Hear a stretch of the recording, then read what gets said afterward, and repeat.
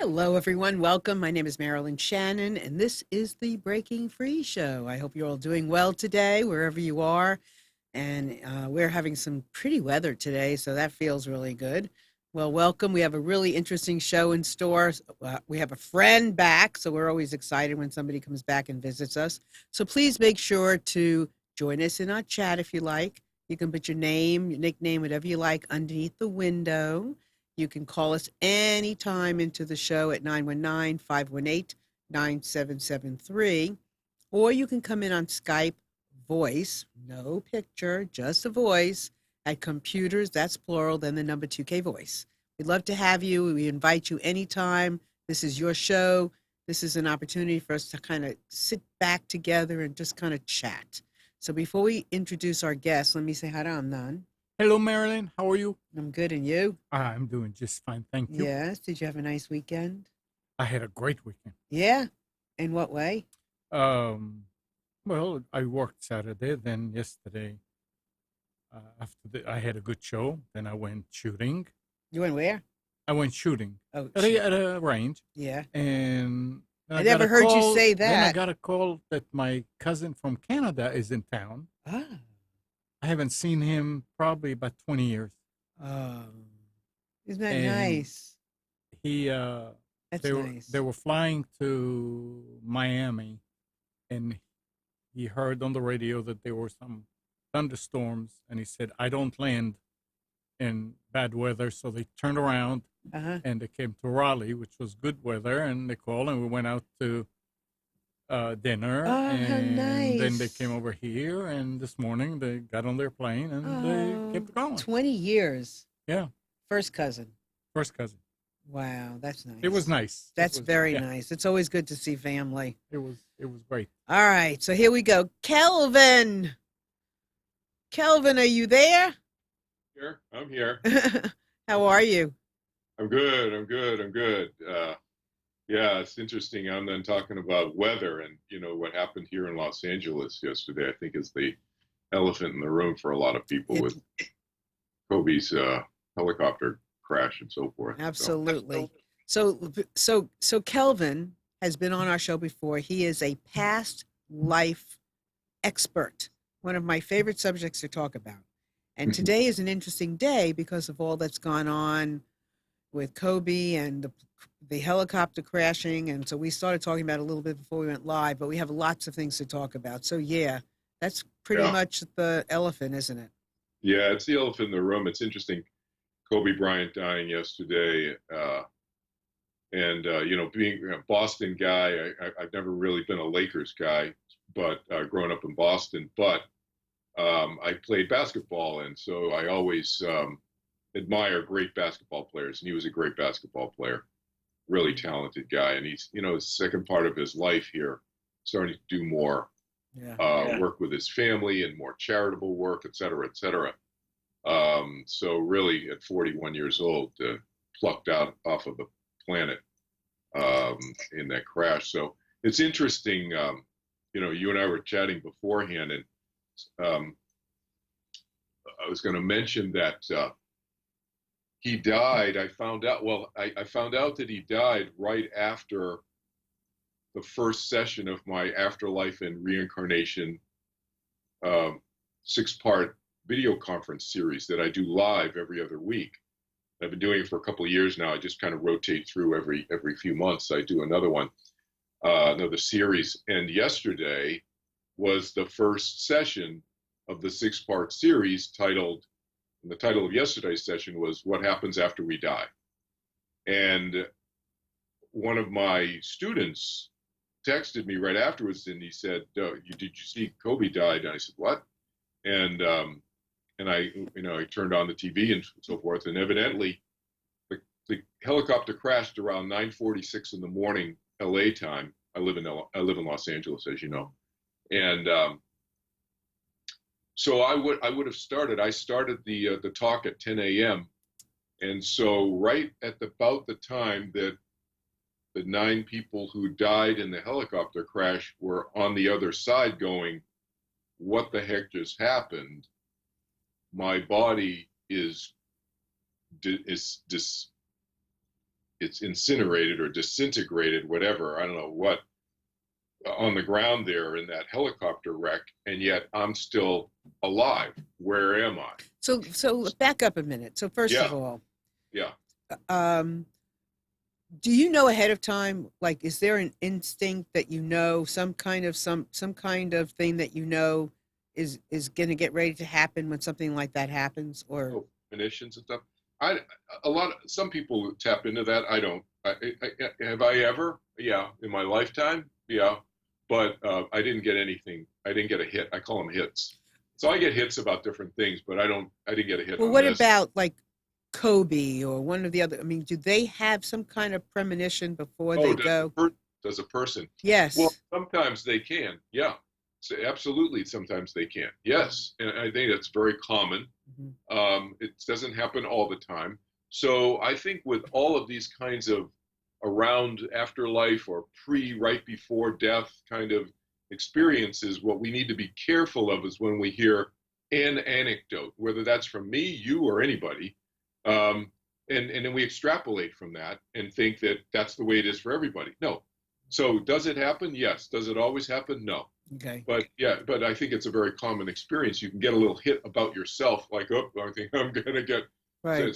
People have that experience. Yeah. So there's a lot to talk about here and endless. And so I need some help from the audience too, because there's a lot of questions that I would like to ask, but maybe there's some that you want to ask too. So please feel free to call in and chat with us as well. So first of So I all, was just going to say, yeah, Marilyn, so quickly, right after this finished, I finished the session, people were saying in my class, they were saying, wow, we were saying, wow, it would have been interesting if some or all of those 9 people who just died a few minutes before I started talking about what happens when you die were perhaps eavesdropping. Sometimes I'll get a hit, a feeling um, that the room is full, kind of too. I didn't yesterday, but I was just immersed in talking at the time. But who right. knows, So right? so start us off with what happens when you die. Well, in a nutshell, we'll do the short version of this. When we die, our mind continues. That's been my experience. That's been the experience of many people who I know, friends and so forth. Is that and people who've had NDEs, near-death experiences, etc. Is that our mind continues. Now, when I use the word mind, you can substitute soul, spirit, consciousness, awareness, all the same thing as far as I'm concerned. Because when I talk about mind, I don't just mean our focusing part of our mind. I mean that plus, our huge mind, the vastness of our mind. So that continues. Our physical body dies, that continues. And then we have many experiences when we die. We could different people can have different experiences. In other words, sometimes people experience a tunnel of light. Some people don't. Sometimes they're just in a star field. Sometimes they just bump on the other side, and it's filled with light. So there's all variations of how you get there for different people, and there's no one way. And but you end up in this place of full of light energy because we are light energy. That's what our mind is light energy. And so it should be no surprise to anybody, but it is a surprise to everybody when they have the experience that, whoa, I'm in this place filled with light. It's amazing. And I feel so connected and everything. Well, that connection and that love, and the people use the word love, humans use the word love to describe that connection. It's all loving and all this other stuff, which I understand why they use that. But if you have had meditation experiences turning within oneself in a very deep way, not through some, not through some surface level type of turning within, but a very deep level of turning within, an easy, effortless way of deeply turning within, that experience of love and connection and light and expansion becomes a normal experience for you. So I think when people don't have that, which most people don't, when they go to the other side or they have the NDE, they're initially blown away, which is understandable. I get it, because the contrast is so great. from what they normally experience in waking state, right? Mhm. But it's a very normal experience. It makes sense, right? If you're energy, it's going to be light energy on the other side. And you're going to feel more connection with yourself. Mhm. And that expansion of who you are is what people are so unfamiliar with, that when you go to the other side, you experience not just the light of the other side structurally, but the light of who you are and the expansion of who you are. I think there's a lot of conflation, confusion of where you are, where do you end, and where does something else start, So, right? yeah, I know you've mentioned many times that you've had many, many lives. Yeah. Now, how do you know that? Well, Have you been, hypnotized? Have you but no. how do you know that? So, first of all, I don't think that anything can be known absolutely for sure, proven scientifically. So anybody who says that I have scientific proof of this is on a marketing tour to get attention, because nothing can be absolute. These are experiences. We're Right. talking about experiences, whether it's an NDE, whether it's the experience of the afterlife, and who's interpreting the experience? That person is interpreting it. So anything you hear from me is an interpretation of experience that I've had.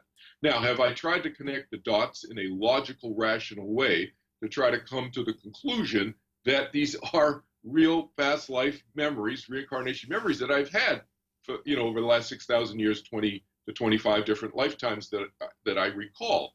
Yes, I've tried to connect those dots, and we can talk about that. But that's the disclaimer up front. I think that everybody needs to acknowledge, recognize that any experiencer of anything is interpreting his or her experience through their thinking. Okay, so I try to do it through my thinking in a clear, rational way. Others will interpret it sometimes that way, and others will interpret their experience just through a dogmatic set of religious beliefs or cultural beliefs, for example. So, So tell us what you've processed. Tell us your experience. so And what I've, let me and hope before you do that, I hope yeah, everybody understands that Kelvin is one of the most practical woo-woos there is. And he is not saying everything is etched in stone. As you listen, it's not all etched in stone. And, right, and I like that because I can be so sure of something and at the same time, who knows? yeah, Right? How do I know? I just know what I know. I don't know what, unless you do the research and you collect all the knowings that there is and you try to see some theme, some pattern into what people know. And you can figure some things out. But then again, how do you know?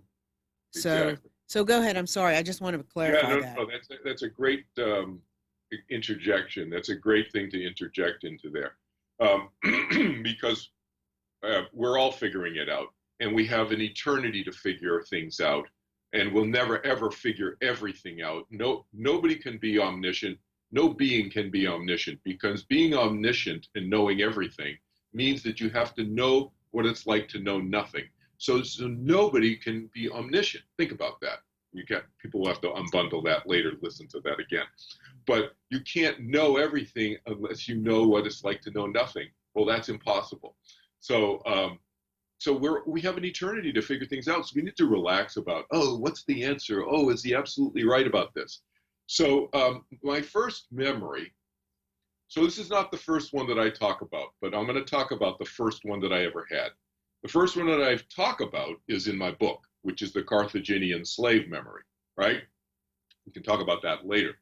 But the first one that I ever had, because there was third-party corroboration of it, to answer your question, Marilyn, about how do you know? How do you know it's just not your imagination kind of making stuff up? You're having a vision or whatever. You watch too many sci-fi movies or whatever. This experience I had, I was 26 years old when this happened, so it was a long time ago, more than 40 years ago, and I was meditating in a group of people, a large group of people, 75 people. We were meditating every day.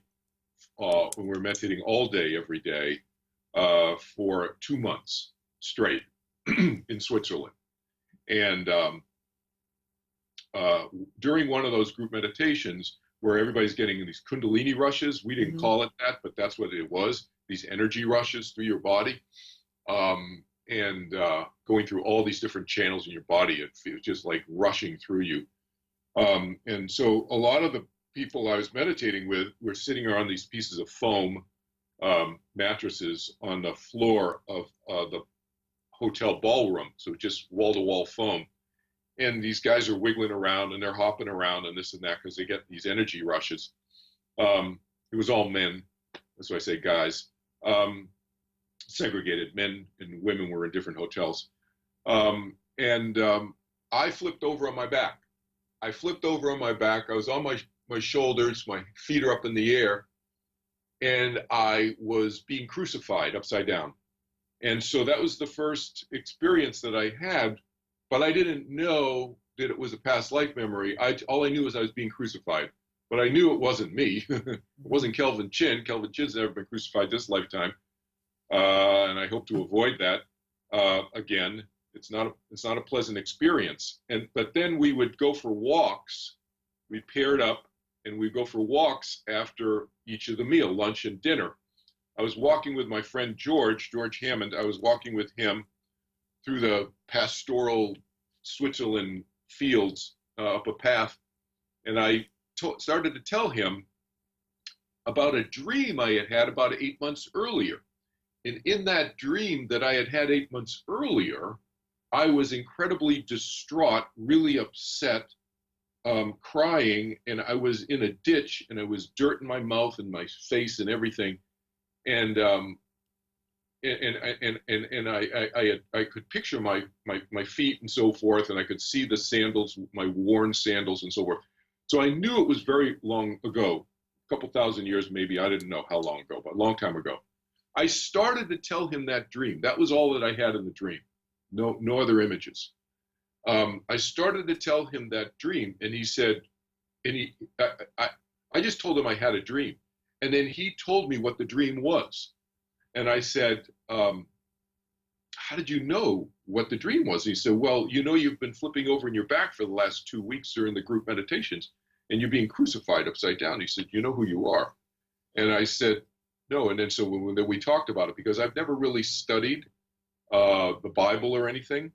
I grew up Christian, Protestant, but I just didn't pay attention in Sunday school. I just, teased the cute girls in Sunday school is what I did. But so that was my first memory. And then it started opening up more and more. So I had a third party. Validated. So right? Yeah. So for most people, yeah, or not most people, because we don't want to say that. For some people, yeah. How do some people do that? Is it from a dream? Does it come from meditation? Well, just practical life? How does it happen? So there's that example, right? And I'll give you another example, completely different. Okay. So another example. So that was a physical example with other things going on in my mind, right? Another example was it can start with people like what I call recognition memories. So you know what deja vu is? Everybody knows what deja vu is. Most people have had that experience. There are different degrees and levels of deja vu. You kind of like, oh wow, I swear, we were here talking about that, and you said that, and I had this deja vu about that. We've all had that experience. I think most people have. There's other levels of this. I call them recognition memories, where you kind of go to a place and you kind of go, wait, man, I've been here before, and you've never been to South Dakota before in your life. Not this lifetime, you've never been to South Dakota, and you're there in South Dakota with your family or your wife or your kids or whoever, and you're like your husband, your boyfriend, and you're kind of like, I've been here before. It's so weird.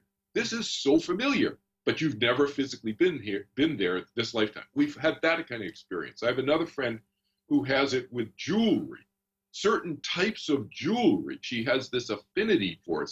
I call them recognition memories. So when I went when I was 5 years old, my mom and I would go to the Museum of Fine Arts in Boston. I grew up in suburbia Boston. And my mom would go there with me, and she'd say, I was 5, 6 years old, okay? I had my Mickey Mouse watch, and we'd go in there when the museum opened at 9 a.m. Saturday morning, and she'd say, when Kelvin, look at your watch, when Mickey's little hand is on the 11 and Mickey's big hand is on the 12, I'll meet you right back here in the lobby of the Museum of Fine Arts in Boston. Nobody would do that with their kids today. No. I'm 5, 6 years old walking around the museum. Where did I go? I went to 2 areas in the museum. I went to the Egyptian mummies, and I went to the medieval armor. That's where I went. The broadswords, the armor, and the 3,500-year-old bags of dust wrapped up in cloth. And I felt at home in those 2 areas. 5, 6, 7, 8 years old. We go there once a month at least. We go there. So you're saying, correct me if I'm wrong, but you're saying to understand some of this, to be an observer in your life. Yeah. And how do you get yourself to a position that you're clear enough to observe, to feel, to be witness to, I've been here before, slowing down, things like that. But what else? Yeah. And that must be for everybody, because anybody, I think a lot of people have had I think more people have had these experiences than are willing to discuss. I think people need to talk about these things more. You'd find out that a lot of people have had experiences like this, but then they don't do anything with it. So I don't think there's a big, to answer your question, the short answer is, I don't think there's a lot of stuff that people need to do more of. Mm-hmm. I think meditation and spending more time turning within is definitely a contributing factor to help unfold these things more. Absolutely. There's no question about that.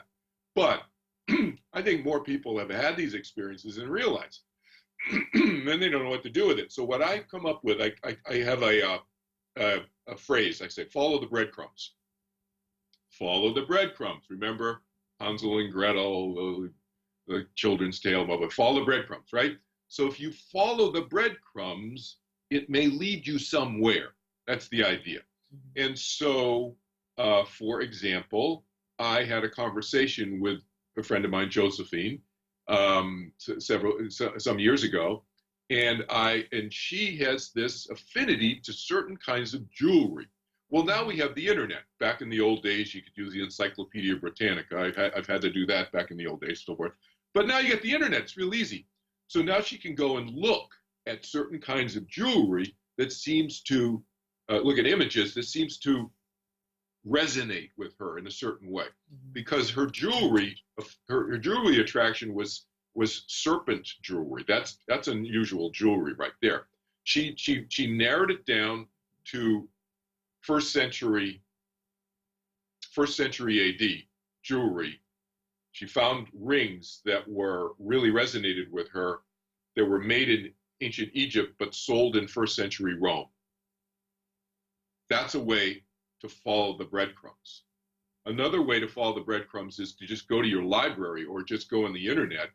And if you have this affinity with a certain time period, whether it's Revolutionary War times, in the 1700s, or whether it's a Native American in a certain time period, or an African in a certain time period, or an Asian in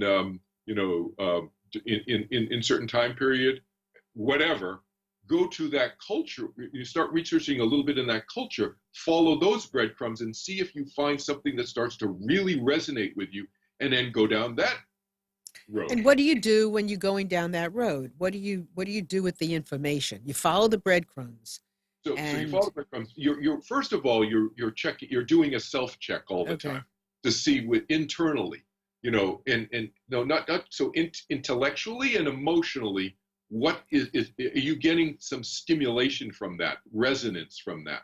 Because I think that emotional patterns, the bottom underlying thing is, you don't have to remember your past lives, but our emotional patterns that we have that are inherent in us for a long, long time, they can change, but they change very, very slowly over many, many lifetimes, my experience.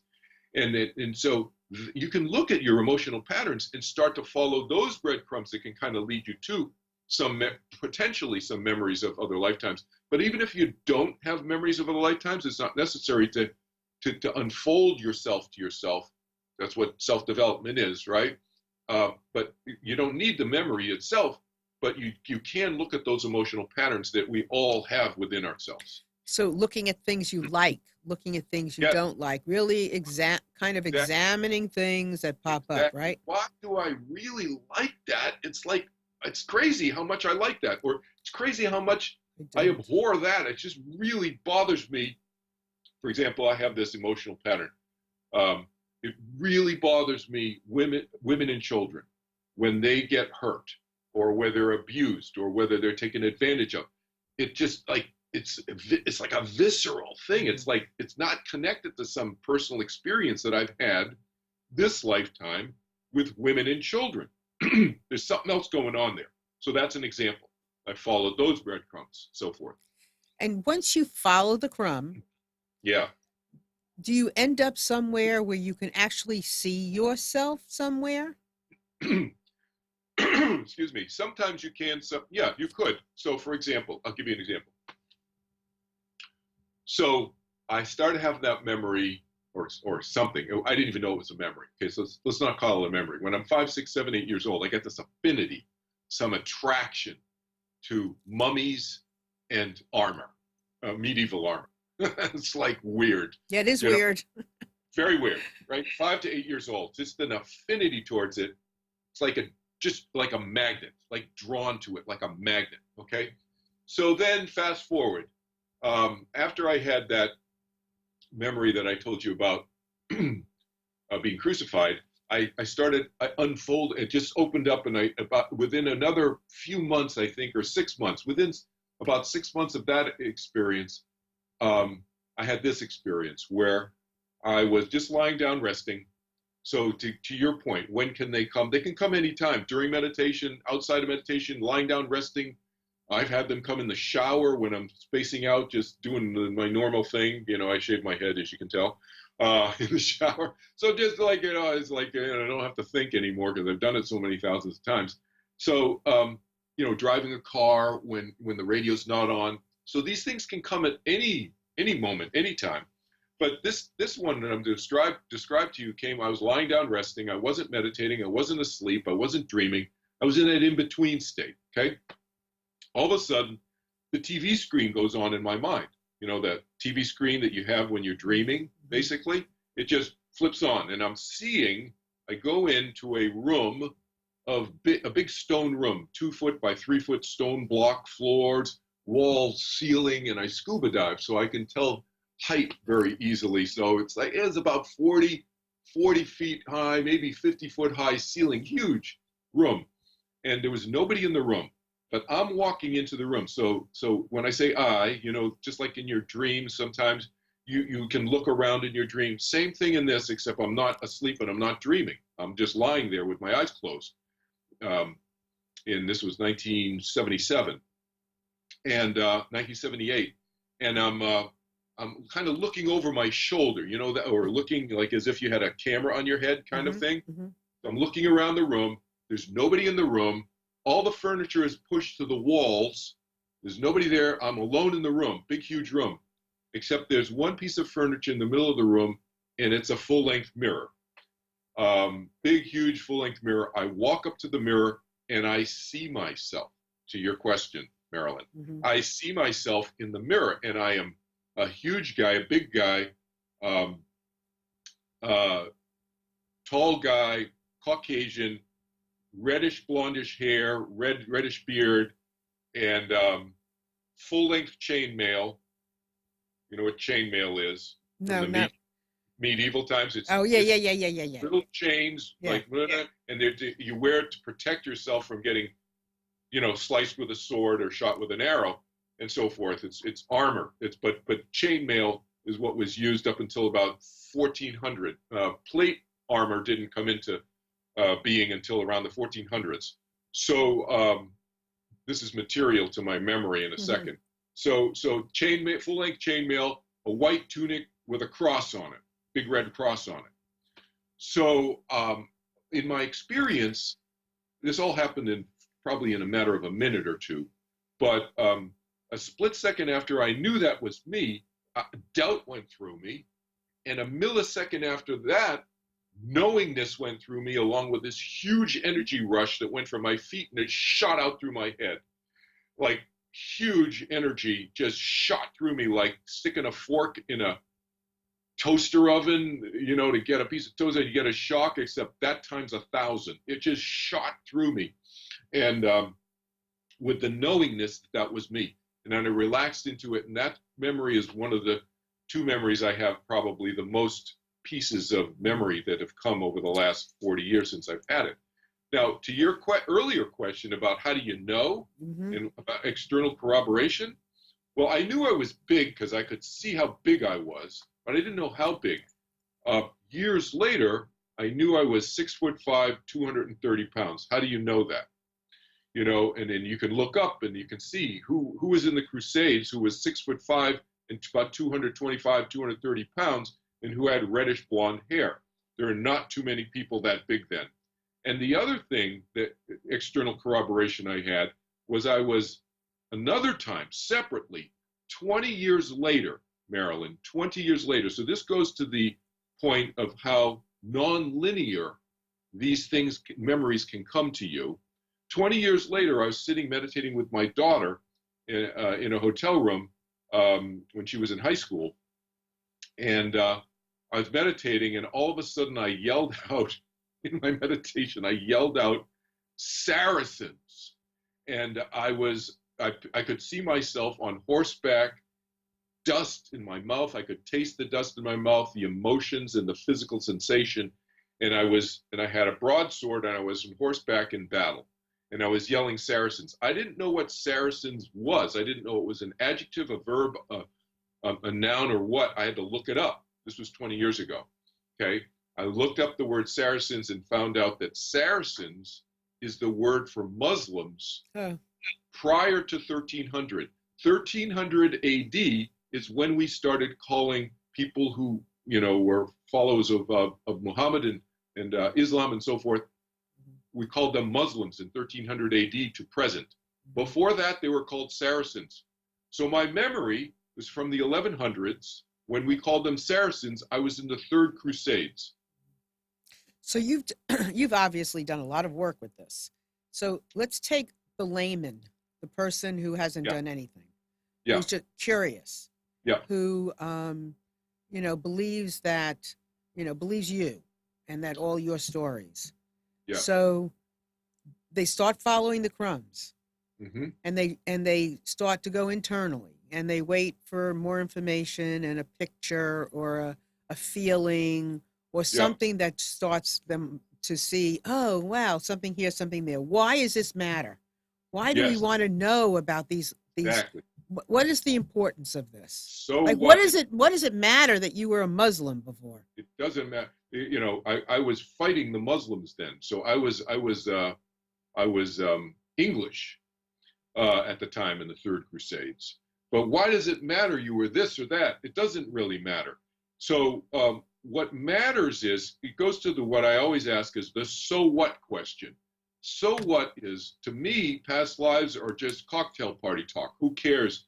You were in the Third Crusades, or you were a Carthaginian slave, you were an African slave or in a Carthaginian warship 2,300 years ago. Who cares about that? What matters is taking information about ourselves, learning more about ourselves through these memories. That's what matters. If they unfold that type of self-knowledge about ourselves, then I think it's useful. Other than that, it's cocktail party talk. Who cares? It's interesting. It's kind of fun. But so what? What matters is, how do I apply that to help Kelvin Chin today in 2020? So take something from, so just briefly, briefly from your experience, what have you taken to use for, I'll give you examples. Okay. So for example, the Carthaginian, so in 330 BC, now I had to connect the dots here. So this is the following the breadcrumbs. I'll give you an example and how I use this to help me today, okay? But I had to connect the dots because the first experience I had of being this African slave was almost dying. It was like a nearing death experience. I was being roasted in the sun on a piece of wreckage of a wooden ship. And I thought it was in the ocean. It was a big, huge, vast, whatever. And it was like a body of water. But turns out it was the Mediterranean, because then I started having more memories of it. And I could see, and I saw the ship, and I was rowing on the ship and so forth. And I could see the ship. And then I'd start follow the breadcrumbs. And I'd look up what kind of ship is that? When did those ships exist? Oh, I was on a Carthaginian ship fighting the Romans in one of the Punic Wars. It was around 330 BC. So that's how I connected those dots over many years. What I took from that experience to apply today was the willpower I had to stay alive then. I willed myself mentally to stay alive because I could easily let myself go. I was roasting in the sun. I'd been there for days with no food and water. And so, you'd get dehydrated and everything, you get delirious and so forth. But I willed my mind to stay in my body to keep it going until I was rescued by some fishermen or something like that. And so I've used that today, for example, when I've gotten laid off 5 times since I was 50 years old, to will myself through to get a new job, to pull it together, to get in front of the interviewers and to land another job. I did that 5 times since I was 50 years old with a family of 4, 2 little kids, relying on me to bring money in to feed them and to house them, clothe them, the whole 9 yards. And that's very difficult. If you know anybody who's been laid off in the United States at 50 years old or older, there's age discrimination is rampant in the United States. Call a spade a spade. They can tell how much experience you had, and even if you don't put when you graduated from school, et cetera, et cetera, et cetera, and you get deep sixed. You don't get the interview. And even if you get the interview, you have to perform. You have to show that you are confident and that you can do the job, et cetera, et cetera. I did that 5 times since I was 50 years old. I've drawn from the Carthaginian, almost dying slave experience 2,300 years ago. So now you could have gone in without knowing that knowledge and had that sense about you, regardless. Yes. And I think I've had that sense about me anyway. Right. My life, my mind. But having the conscious connection with it gives you a whole different level of confidence. Right. So when they say we are part of the collective consciousness, so we are part, huh? Well, you hear we're part of this consciousness, right? We're part of the collective consciousness of everybody. But then we are a collection ourselves of a consciousness. Yeah. So I would agree with the latter and not the former. So okay. We're not a collection of other people's consciousnesses. That's a conflation of a couple of ideas that I talk about in some of my lectures to try to unbundle and clarify. That's a conflation of the idea of oneness and that we're all that we're connected.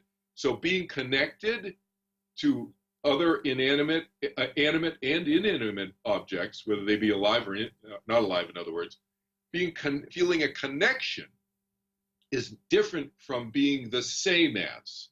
And so the whole idea of oneness and merging means sameness, means no individuality.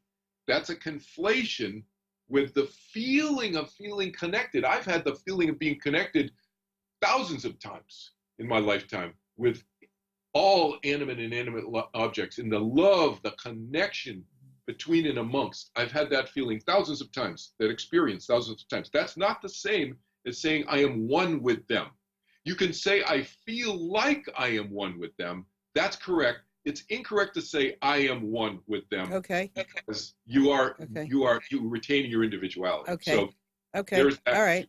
Yeah. Okay. So now the collective, our own collective consciousness, because if you said with this Right. vast Yes. beingness, right? And we are here, we were there, we're in this lifetime, that lifetime, we're taking that all in as part of our collective consciousness of our own. Of our own. So I would say that. So I use a different phrase than Okay. that I'm a collective. You could say I'm a collection of many experiences, but there is a uniqueness to my consciousness that continues. And so you call that mind, soul, spirit, consciousness. Like I said, you can use different words. I use the word mind. My mind continues through many, many lifetimes. Now, what aspect of my mind can we talk about linguistically that is more subtle than just Kelvin Chin, the body, and Kelvin Chin, the body of work of Kelvin Chin, what he has done in his lifetime experientially, is personality. So we can talk about personality continuing through many lifetimes, and I actually created an Excel spreadsheet of many lifetimes of mine, and then mapped out some of the personality traits that have continued through the thousands of years. You can get that. Wait a minute. Hold on. So you have been Yeah. able to get that close to Yeah. your past lives to know the personality trait. Some of them, Okay. not all 20, 25, not all of them, but a handful of them. Yeah, because here's the thing: you don't get like, oh, you remember. It's like, do you remember everything about Marilyn's lifetime, this lifetime? No. Who would want to remember it? I don't want to remember what I ate 2 weeks ago. It's over. But I get smidgens of stuff, and there's several lifetimes that I have which are that detailed. Yes. So can you call upon yourself to go into a certain lifetime that you, of those 20 some odd lifetimes, can you say, I want to go back here now? Can I go back there now? I guess I'm grappling with that because I just choose not to. I'm here living now. I'm like all in right now. Okay. You know what I mean? I'm like here. I'm not into doing like a past life regression of myself into one of these lifetimes that I remember lots of stuff about. If there's useful stuff that can come from that lifetime, it pops up in my mind now. So because I've opened up the pathway, right? But so it's like, again, I'm not into the cocktail party part of the lifetime thing. Is it useful for me now? So because I'm all in on Kelvin Chin right now, living the life that I have now, Gotcha. Right? But back to your collection thing, the personality thing. I think there's a personality. Our personality tends to persist for a long, long time. Can it change? Yes. So we talk about there's the field of change, and then there's what's eternal. So this is a longer lecture here, but I'll just give you the short thing. What's eternal exists and is uninfluenced by the field of change. Because we evolve, right? We're evolving. Yes, we're evolving. So that's within the field of change. So I coined this phrase. People can come up with some other term, but I call it the essential me. There's an essential me that is eternal. That there's no beginning and no end. That's what eternal means. There's no creation, there's no destruction. That's what eternal means. Mm-hmm. You can't have creation and eternity. People conflate that all the time. That makes absolutely no sense. Eternal means forever, no beginning, no end. So there's an essential me that I think has existed forever and will always exist. That's different from my personality. My personality is a couple of steps up from that, okay? Which lasts a long, long time. But there's an essential me that is eternal. Personality exists in the field of change, okay? Interesting. Yeah. No, it's a little, it gets abstract. No, I mean, it's interesting. If you really want to understand this stuff clearly, which is obviously that's my passion. You can tell I get excited. Right. To understand it clearly, you have to really understand it clearly and not start conflating things, which is what most people do. They conflate things. They say, well, it's eternity, but we do we do exist for eternity, but no, my personality. No, you can't. It's to be uninfluenced by the field of change. That's what's eternal. So I've coined this phrase: my essential me exists, which has not been always human. We've all not been human. We've been somehow humanized. Before.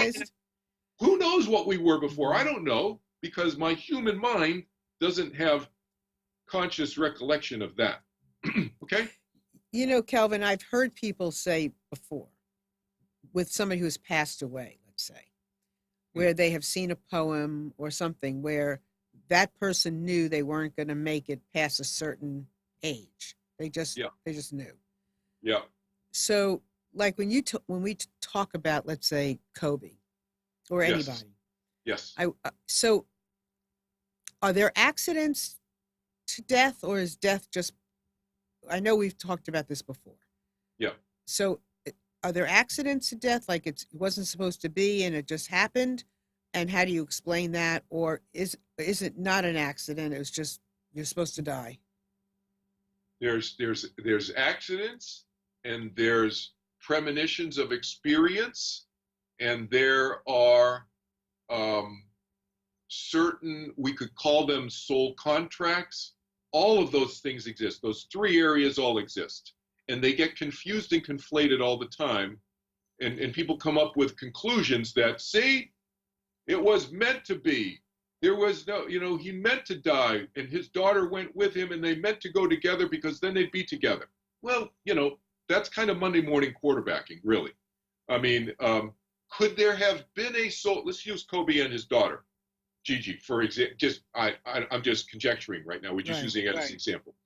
So let's say they did have a soul contract before they came in, before she incarnated 13 years ago, and before he incarnated 41 years ago, they were on the other side, let's just say 50 Earth years ago, because time is different on the other side. That's a whole other conversation. But let's say 50, 60 Earth years ago, while they're on the other side, they have a soul contract, let's say. And they say, okay, let's get together. I want, you be my daughter this time. I'll be your dad this time, et cetera, and we get together, blah, blah, blah. And they get together, and they are together, and it does work out. Soul contracts do not always work out, all right? Let's use them as an example. Maybe they had a soul contract that said, let's get together, and then you're going to be in the WNBA, Gigi, because that was their plan. She was a really good basketball player, and there was conjecture, nothing written in stone, free will universe, but that she would likely, it's all probabilities, right? That's what the universe is about probabilities. Life is about probabilities. That she would end up in the WNBA.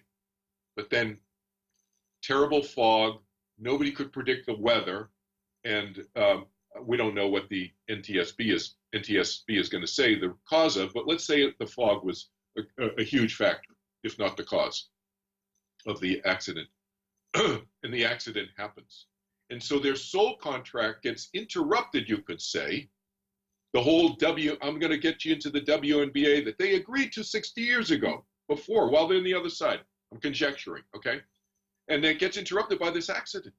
That happens. So see where this soul contract can exist and free will can exist. The free will of the pilot and Kobe and the other, all 9 of them, to decide, to choose to get onto that helicopter and go on that ill-fated flight. All of that can exist, all at the same time, in the way Kelvin Chin at least, has thought about and perceives the universe. Does that make sense? Yeah, it does actually. It does make sense. So just take a moment and tell everybody about your book, about your trainings. This will be a really good time. Okay, just real quick. So here's a copy of my book, Overcoming the Fear of Death. And I talk about reincarnation in it, but I talk about other things. I talk about NDEs. spiritually transformative experiences of various kinds, communicating with dead loved ones. My book is about, in a nutshell, it's a non-religious way to view death and dying, to help reduce our fears about it so we can live our life more fully. And so it's also a way, like I'm speaking, Marilyn, actually, I'm speaking in March at a medical conference in Columbus, Ohio at the Ohio State University. I was invited to speak and talk about my book to healthcare practitioners, to doctors, nurses, and hospital administrators. And my talk is going to be about my book, but specifically how they can talk to other people who don't share the same beliefs about death that they do. So how can a practitioner, a healthcare practitioner who believes in heaven, talk to atheists? And how can an atheist, agnostic healthcare practitioner talk to people who believe in reincarnation and so forth? So I'm going to talk about that, use my book as a tool to help them think and talk about that from that perspective. So that's essentially what my book does. Is it looks at death and dying from these four belief systems: the scientist belief that there is no afterlife. The second belief system is fear of continued existence, belief in an afterlife, but fear is associated with it somehow. Third belief system is belief in an afterlife, no fear. And the fourth belief system is reincarnation. And that book is available where? Say it. It's anywhere online, around the world. All right. Around the world. Countries, yeah. And just then Google my name and it'll pop up. At your website, you offer trainings and so forth, right? Yes. So trainings on meditation. I've been teaching meditation for 47 years now. More than 5,000 people. Over 41 countries now. I just did an update and counted again. It's up to 41 countries, helping people with death and dying. And also separately, I teach meditation, but sometimes that overlaps with the helping people with death and dying issues. So, I want to say just something about self-promotion. Finally, our show is on iTunes, and I've tried that for years. So it's finally there. So please sign up, this show included. We'd love to know that you're signing up and subscribing. Audio only. Audio. On iTunes? Okay, audio only. Thank you for telling me that. Well, that's how it would be, right? Yeah, that's how it is. Yeah, audio only. Yeah, I was wondering why. Was there something I didn't? Well, when you tell people. Oh, yeah, audio only. Right. Thank you. So and maybe then, he's reminding me to mention that I have a YouTube channel, and you can find it just by Googling my name.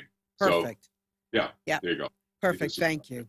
Yeah, the show will be on Facebook, and you can see the video on YouTube, on mine, on Kelvin's, on Facebook, and so forth. But sign up on iTunes, and then here are my books. There's 4 of them. Well, the opioid is coming. So in just one afternoon, listening to lots of men, twins, millennials, and soon beautiful stories about really wonderful people impacted by opioid addiction should be out there soon on Amazon. So one of the things I wanted to ask you before we end, and we don't have much time, but there's a fear of death. Yes. And I think part of what I understand about understanding past lives is that kind of smooths over that fear of death somewhat. Yeah, knowing that you can have a contract to come back, and that you can have other lives. What else? What else would you say in a very short period of time about this fear of death?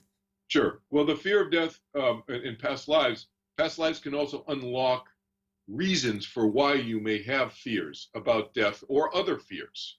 So sometimes the knowledge about a past life can unlock that emotional pattern and free oneself up from those fears. Mm-hmm.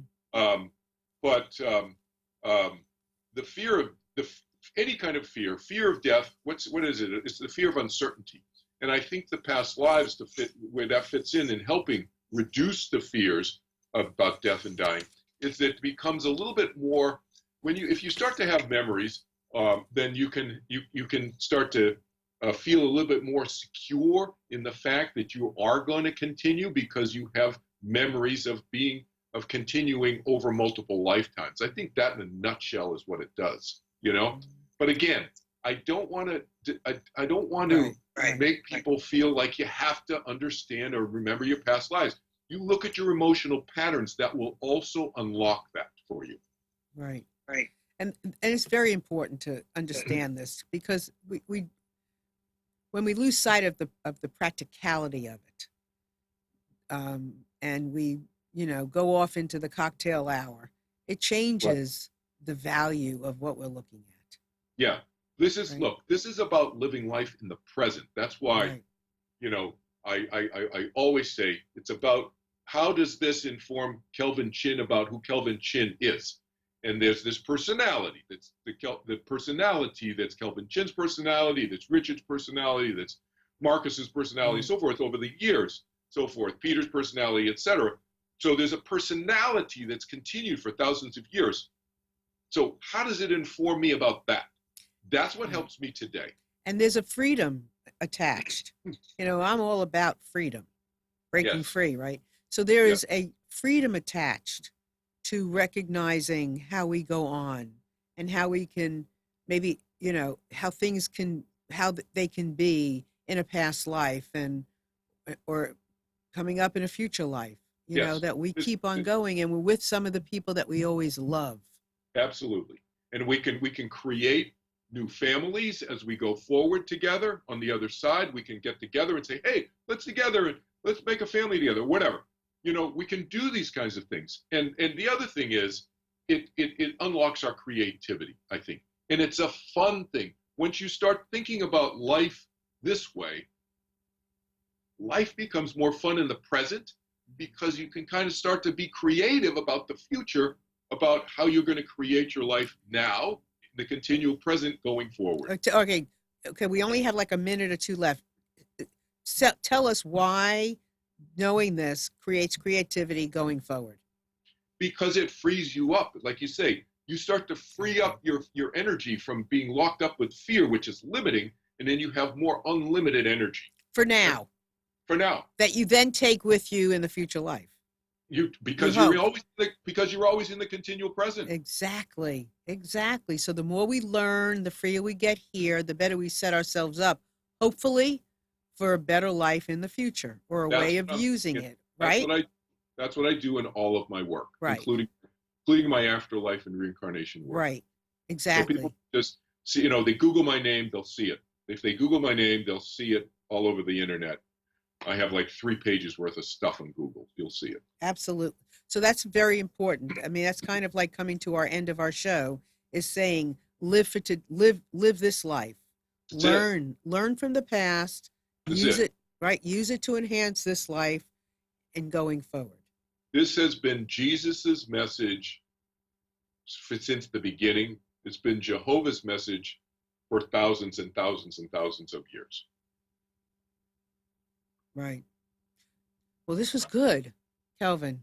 I want to thank you very much for bringing your wisdom, experience, your past lives. And I know we didn't get into it today, but today is the Holocaust Remembrance Day. And I think as a child, one of the memories that I had was of being in the Holocaust. And I know I was young when I had the memory, so it couldn't have been something that I knew from this life, because I was too young to know it. So at some point, it's something I just know I was. Exactly. And I was so young. I couldn't have been, I might have been 3 or 4. I don't know. I was really young. So it's something I'm always curious about. So thank you for being here with us today. You're welcome. Thanks for having me. It's My fun. pleasure. Our pleasure. And thank you, everybody out there, for being with us today. We love you all very, very much and look forward to having you next week. So have a wonderful week. Bye-bye.